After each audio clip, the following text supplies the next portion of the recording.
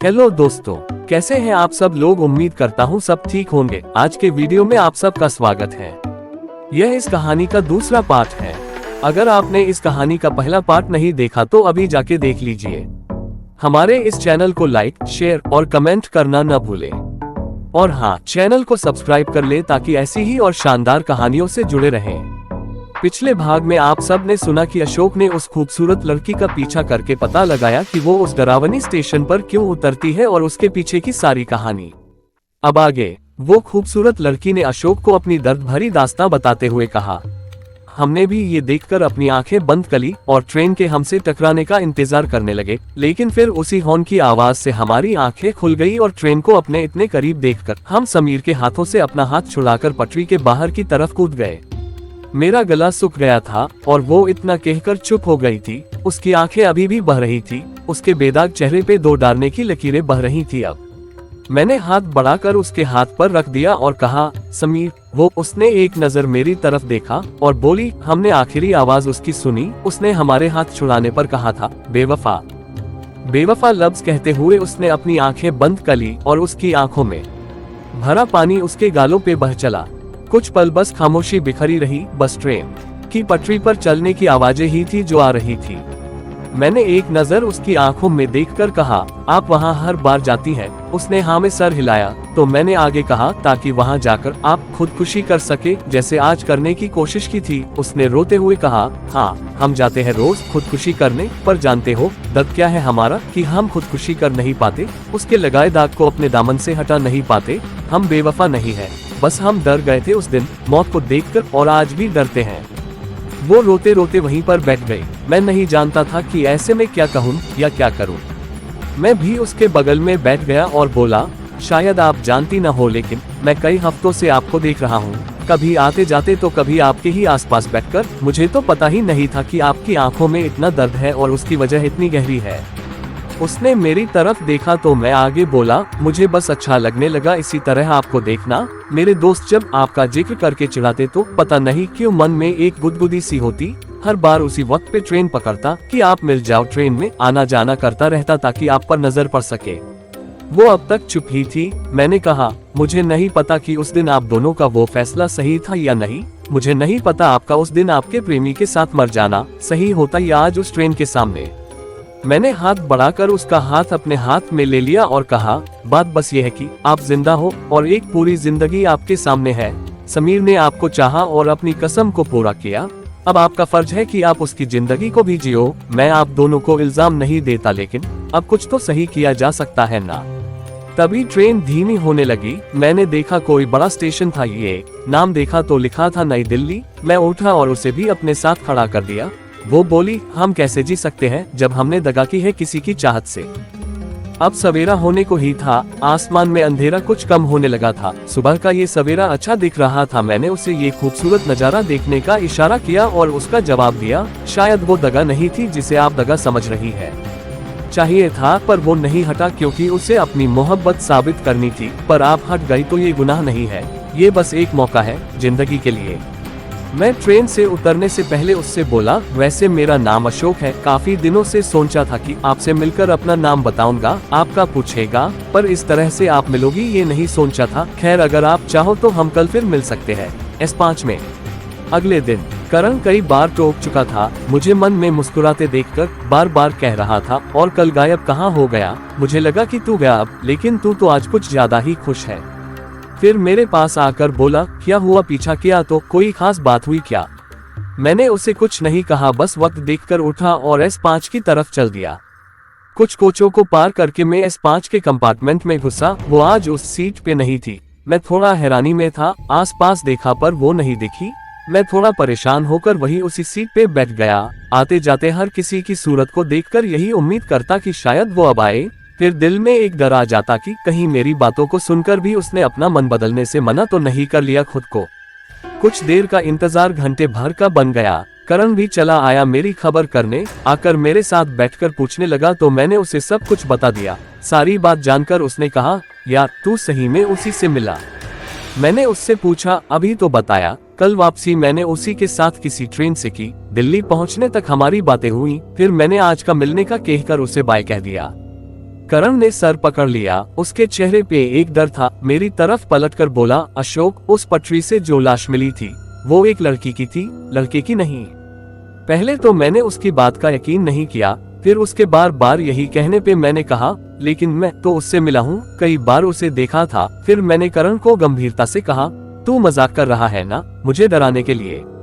करण अपनों की कसम खाकर अपनी बात को सच्चा बताने लगा तो मुझे भी यकीन हो गया।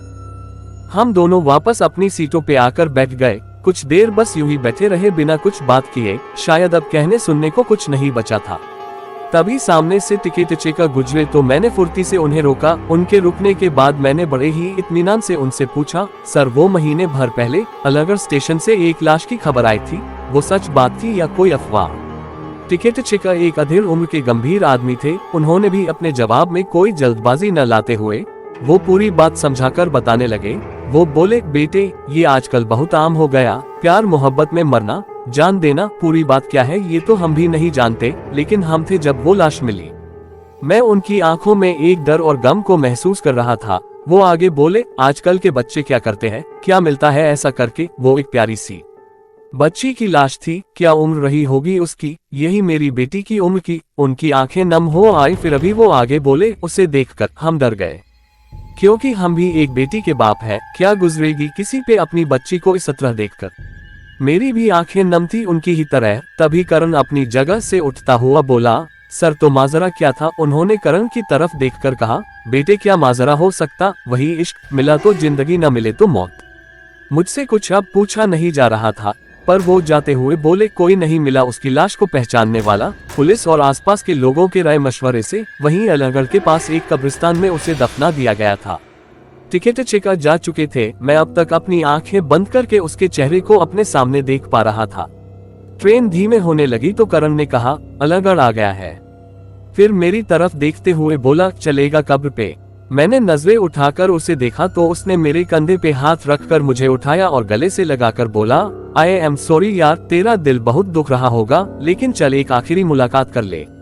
कुछ देर बाद अलीगढ़ के पास के एक कब्रिस्तान तक हम रास्ता पूछते हुए पहुंच गए थे। अंधेरे में कब्रिस्तान भले ही डरावना लगे, लेकिन आज मेरे दिल में दर्द था जो हर डर से बड़ा था। करण मुझे थामे उसे कब्र तक लाया, जिसकी तरफ इशारा करते हुए वहां रहने वाले किसी ने बताया था, लगते हो तुम लोग उसके कोई अपने हो क्या? अब आए हो तो रुको, अगरबत्ती जलाकर जाना, उसे भी सुकून मिलेगा। वो ये कहकर अगरबत्ती लेने चले गए। कुछ पल बस मेरी नजरों में दो बूंद आकर ठहरे रहे, फिर वही मेरी आंख से टपक कर उस कब्र की मिट्टी में मिल गए। वो बुजुर्ग आदमी अगरबत्ती ले आए और करण को पकड़ा कर चले गए। करण मेरे पास आया और अगरबत्ती मेरी तरफ बढ़ाकर बोला, ले, कब्र के सिरहाने लगा दे अशोक। मैंने अगरबत्ती ली और कब्र के सिरहाने जाकर घुटने पे बैठ गया। अगरबत्ती लगाकर भी मैं कुछ पल बैठा रहा। करण किसी तरह मुझे अपने साथ बाहर ले आया और हम अगली ट्रेन से लौट गए।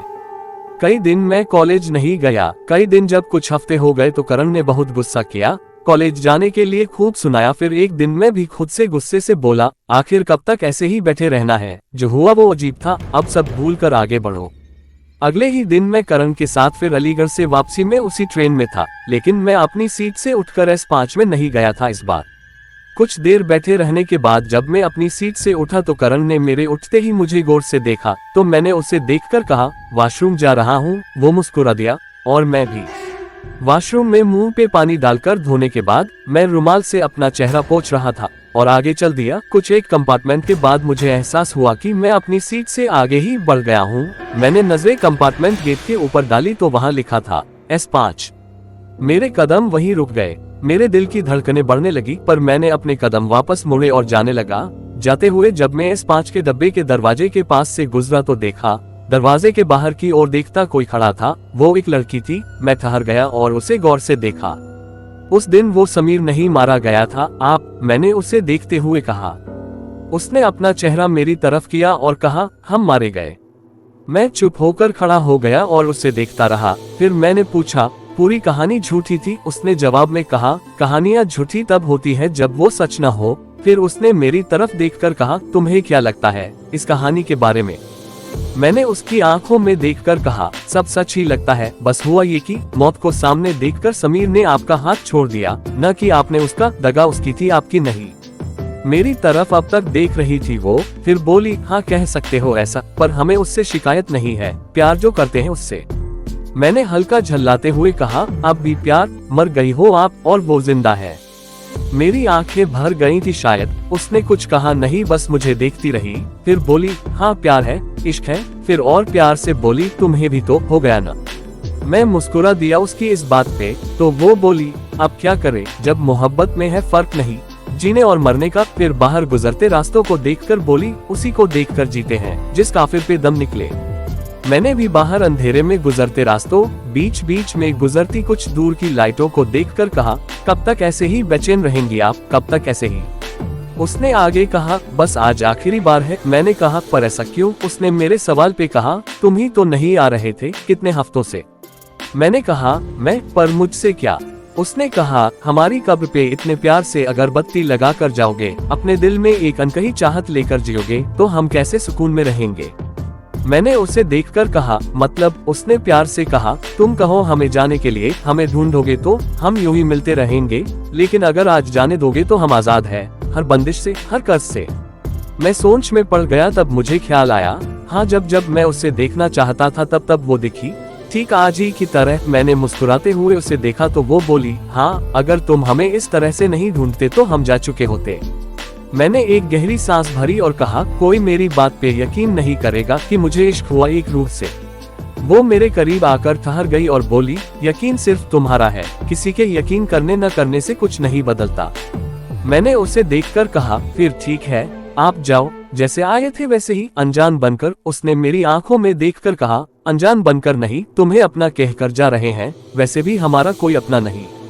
मैंने धीरे से अपने दिल की बात कही, पहली नजर से ही आप मुझे बहुत पसंद आ गई थी। किसी ने कभी किसी रूह या आत्मा से अपने दिल की बात नहीं कही होगी, लेकिन आज मैं कहता हूँ। मैंने इजहार में कहा, मेरे खूबसूरत हुस्न वाले इश्क, मुझे तुझसे मोहब्बत है। वो हल्की नम आंखों में मुस्कान लिए अपने होंठों से बोली, हमारा नाम रोशनी है, बस ये याद रखना। तभी पीछे के कंपार्टमेंट से आता हुआ करण मेरा नाम पुकार रहा था। वो मुझ तक आया और बोला, अब चल, कितनी देर से वॉशरूम में था। मैंने सामने देखा, अब वो नहीं थी। मैं करण के साथ अपनी सीट पे आ गया और अभी भी आंखें बंद करके उसका ही चेहरा देख रहा था। ये कहानी यहीं समाप्त होती है। अगर आपको ये कहानी पसंद आई हो तो लाइक करें, अपने दोस्तों के साथ शेयर करें और अपनी राय नीचे कमेंट करके बताएं। ऐसी और भी दिलचस्प कहानियों के लिए हमारे चैनल को सब्सक्राइब करें। नए वीडियो की जानकारी के लिए घंटी का बटन दबाना न भूलें। धन्यवाद।